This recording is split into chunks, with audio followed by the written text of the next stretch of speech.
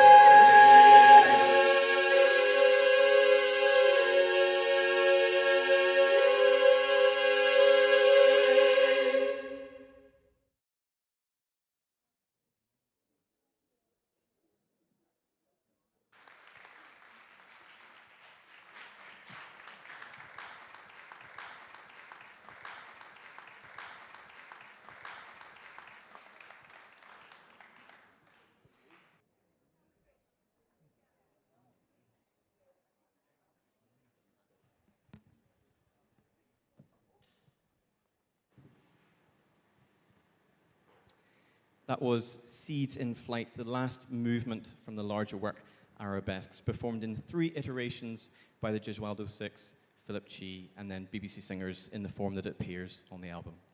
So we now reach the final piece which we're going to discuss this evening, which is the most substantial work on the album, Pearl of Freedom.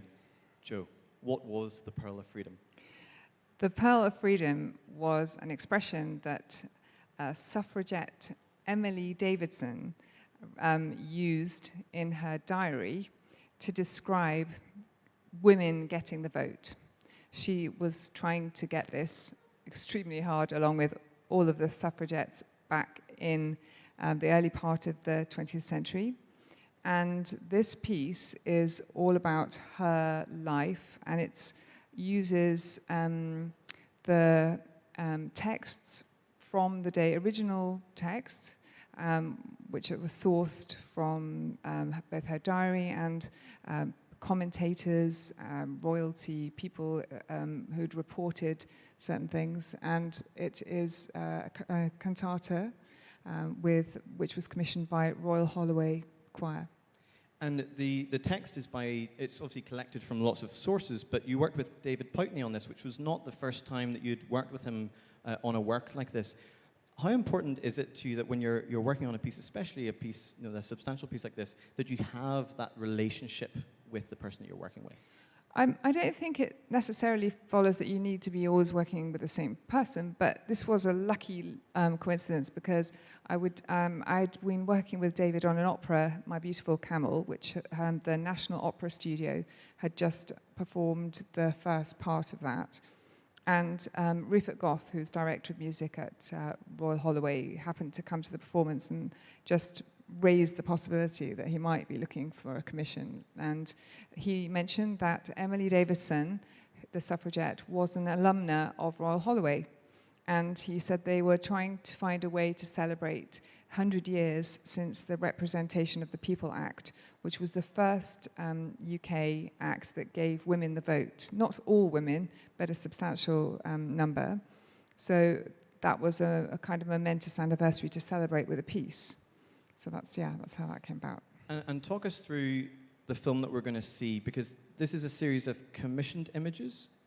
That's right. So I had thought if anyone wanted to perform this piece after that first premiere, then it might be interesting for them to have some images to go along with the piece, because sometimes choirs or ensembles like to project something behind them. So I had come across some illustrations by Harriet Morris that I really liked the look of. They were black and white, and they got me thinking about what was needed if I was to have illustrations to go with this piece.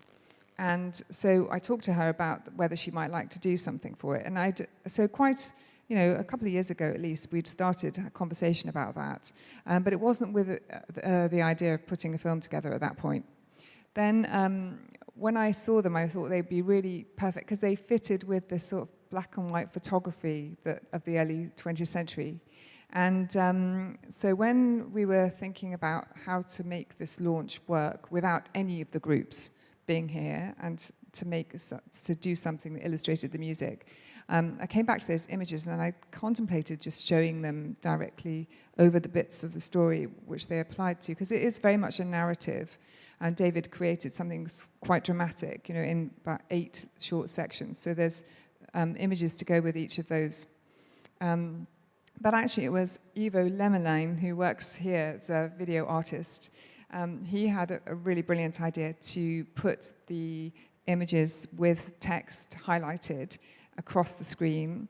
So it's sort of contemporary looking, but very reminiscent of the old style black and white images you might have found in the press of the day. So that's sort of the uneven typeface, but with a definite contemporary edge. So he created that entire video using Harriet's images, and I think it's a really nice way to experience the piece, because it's not quite an animation, but it holds your attention, and just by having certain words highlighted, your ear is drawn into the music more, I think. I think it's quite successful in that way.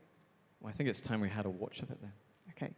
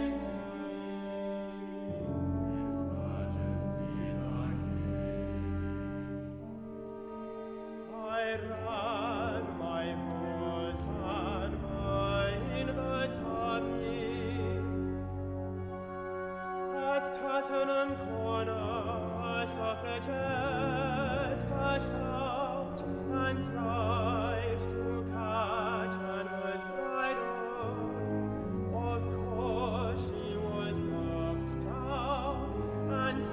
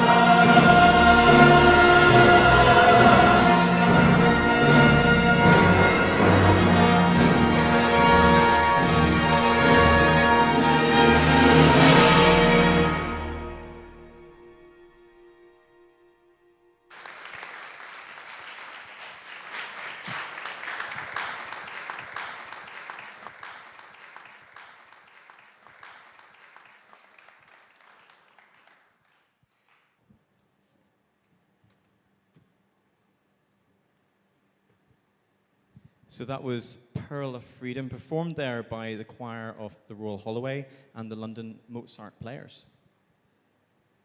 I'm so delighted working with Royal Holloway, actually. I must say they were it's a young choir, university choir, but they made a terrific sound and they worked incredibly professionally. It was quite a substantial piece, so, long, hard recording sessions, and they did extremely well. It was such a pleasure working with them. So we haven't had a chance to go through the whole album, but is there anything else you'd like to tell us about it? Yeah, I know, it is a bit of a shame not to be able to touch on everything, but the other piece that I would have liked to have played is The Tower, which is the first one I think I mentioned. It's worth a listen to that one. It's the first one I wrote here, and it was inspired by when I was living in the Shangri-La Hotel for 18 months in a hotel apartment, and overlooking the very beginnings of the building of the Burj Khalifa. And it was like this stump, this sort of strange, and had an earthly kind of ancient quality about it. So that's a text about the Tower of Babel, but it's actually very much influenced by what I was seeing out of my window. And that's Onyx Brass, a tremendous brass ensemble in the UK, accompanying again the Choir of Royal Holloway for that one. And they feature on another piece, Shakeside's Parade, which was written for the Literary Festival out here. So a number of different works, all connected, apart from this one, all connected very strongly with Dubai, actually. And how can people listen to it, buy it, consume it? Consume it.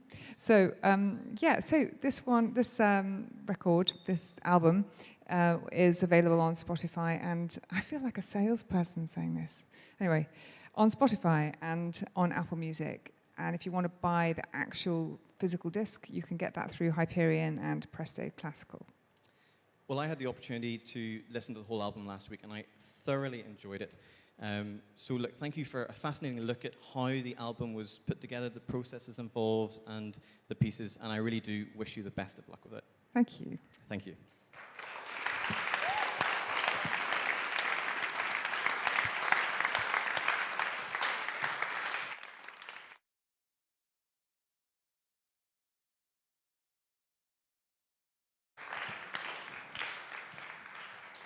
Well, I really hope that you've enjoyed this incredibly rare chance to have a really in-depth look behind the scenes as to a number of pieces on the album, and that you'll be rushing out to listen to more. I do want to add that while we're celebrating Joanna Marsh as a composer this evening, it's not only as a composer that she gives in her space as a musician in the UAE. And it's also not only her role as founder of the Festival Chorus, which has had some prolific performances in Dubai Opera with Beethoven Fifth and Messiah, or her role as co-founder of Choir Fest Middle East, which is moving into its 9th year, celebrating Arabic choral music across the region. But it is most of all for her highly skilled musicianship, her quick intellect, her endless sense of idea, and her extraordinary ability to have fun, which adds to all of our lives. And I think that each and every one of you here that are involved in music, and hopefully many audience members here in the UAE, our lives, we are indebted to the presence of someone of the caliber of musician that Joanna Marsh is in our midst. And we've all benefited greatly and been pushed beyond our limits sometimes. So yeah, we owe a great debt of gratitude. So go out, and we look forward to celebrating another 10 years in 10 years. I would like to thank this evening AV Concepts for their wonderful technical support with stage and light and this extraordinary screen that we've enjoyed behind us. Thank you to Dixon and Lennon.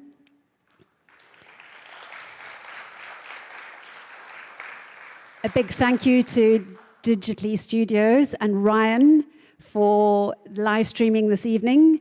And I hope all of you have appreciated the quality coming to you. So thank you to them.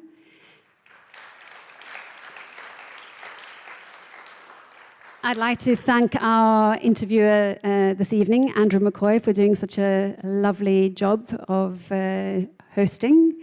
And I'd like to pay tribute to the collaborators and artists that Joanna mentioned, to Ivo Lemmerlijn in the back. Ivo, give us a wave. Ivo, for his wonderful work on the video that you just saw, which was hundreds of hours. And then, of course, for the beautiful flowing artistry of Luc Marin, sound artist, who's here.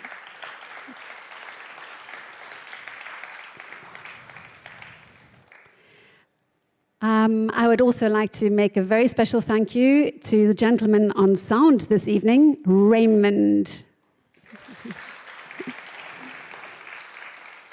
And then a massive thank you to the Fridge team who support so ably and give of their time so freely. Thank you, Fridge.